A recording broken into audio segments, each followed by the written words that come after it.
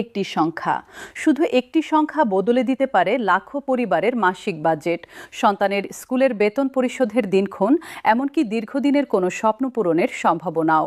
নবম জাতীয় pay scale এখন ঠিক এই জায়গাতেই দাঁড়িয়ে আছে। একটি সংখ্যা নয়, বরং লাখো মানুষের জীবনযাত্রার পুনর্গঠনের একটি বাস্তব প্রক্রিয়া হয়ে উঠেছে এটি। প্রশ্ন উঠতে পারে, কেন এত আলোচনা একটি বেতন কাঠামোকে ঘিরে? উত্তরটি লুকিয়ে আছে সময়ের হিসাবে। 2015 সালের পর থেকে আজ পর্যন্ত প্রায় 11 বছরের ব্যবধানে দেশের অর্থনীতি বদলেছে বহুবার। বাজারে নিত্যপণ্যের দাম বেড়েছে কয়েক গুণ, বাসা ভাড়া বেড়েছে প্রতি বছর, সন্তানের শিক্ষা ও চিকিৎসা ব্যয় বেড়েছে অস্বাভাবিক হারে।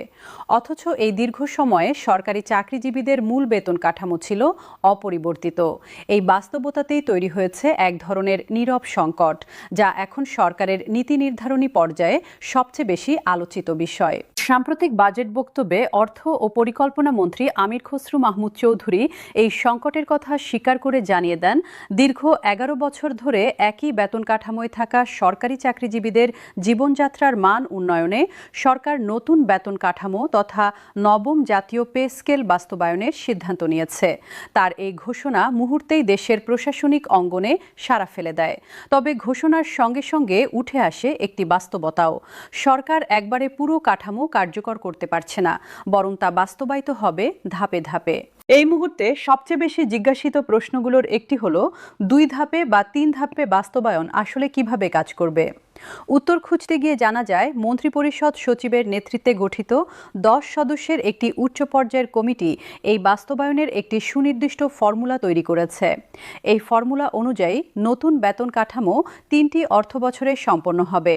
প্রথম ধাপ কার্যকর হবে আগামী 2026-27 অর্থবছরের শুরু থেকে, অর্থাৎ 1 জুলাই থেকে, যেখানে কর্মচারীরা প্রস্তাবিত মূল বেতনের অর্ধেক পাবেন।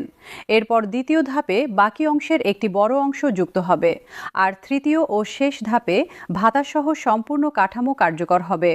প্রাক্কলন অনুযায়ী 2028-29 অর্থবছরের মধ্যে এই পুরো প্রক্রিয়া সম্পন্ন হওয়ার কথা। আরেকটি সাধারণ প্রশ্ন হলো, এই বাস্তবায়নের জন্য সরকারের বাজেটে কত টাকা রাখা হয়েছে?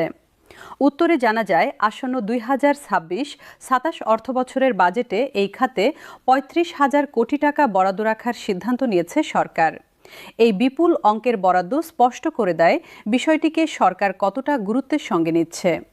তবে এটিও সত্য যে সরকারের সামগ্রিক রাজস্ব সক্ষমতার সীমাবদ্ধতার কারণেই একবারে পুরো কাঠামো বাস্তবায়ন সম্ভব হচ্ছে না। সংখ্যার হিসাব যদি আরও স্পষ্ট করে দেখা যায়, তাহলে বোঝা যাবে এই পরিবর্তনের ব্যাপ্তি ঠিক কতটা।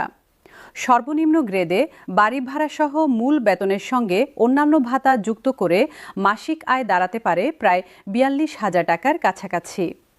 সর্বোচ্চ গ্রেড অর্থাৎ প্রথম গ্রেডে মূল বেতন 78,000 টাকা থেকে বেড়ে দাঁড়াতে পারে প্রায় 1,07,000 টাকায়। দ্বিতীয় গ্রেডে 66,000 টাকা থেকে বেড়ে দাঁড়াতে পারে প্রায় 1,32,000 টাকায়। আর তৃতীয় গ্রেডে 56,500 টাকা থেকে বেড়ে দাঁড়াতে পারে প্রায় 1,13,000 টাকায়। এই সংখ্যাগুলো যতটা ইতিবাচক শোনাচ্ছে, বাস্তবে ততটা নির্বিঘ্ন নয় বিষয়টি। কারণ প্রশ্ন উঠছে, এই 3 ধাপে বাস্তবায়নের সিদ্ধান্তে আসলে কর্মচারীরা লাভবান হবেন নাকি ক্ষতিগ্রস্ত হবেন? এই প্রশ্নেই বিভক্ত হয়ে পড়েছেন সরকারি কর্মচারীরা। একটি অংশ মনে করছেন, দীর্ঘ প্রতীক্ষার পর অবশেষে একটি সুনির্দিষ্ট কাঠামো ও সময়সূচি পাওয়া গেছে, এটি স্বস্তির। আরেকটি অংশ মনে করছেন, 11 বছরের বঞ্চনার পর 3 ধাপে বাস্তবায়নের কোনো যৌক্তিকতা নেই এবং দ্রুত সময়ে 1 ধাপেই সম্পূর্ণ পে স্কেল কার্যকর করা উচিত। বাংলাদেশ আন্তঃবিশ্ববিদ্যালয় কর্মচারী ফেডারেশনের নেতারা এই দ্বিতীয় অবস্থানেই স্পষ্টভাবে দাঁড়িয়েছেন। তাদের যুক্তি, প্রতি 5 বছর অন্তর নতুন পে স্কেল দেওয়ার নিয়ম থাকলেও গত 11 বছরে কর্মচারীরা 2টি পে স্কেল থেকে বঞ্চিত হয়েছেন। এই দীর্ঘ বঞ্চনার প্রেক্ষাপটে 3 ধাপে বাস্তবায়নের কোনো ন্যায্যতা নেই বলে মনে করছেন তারা।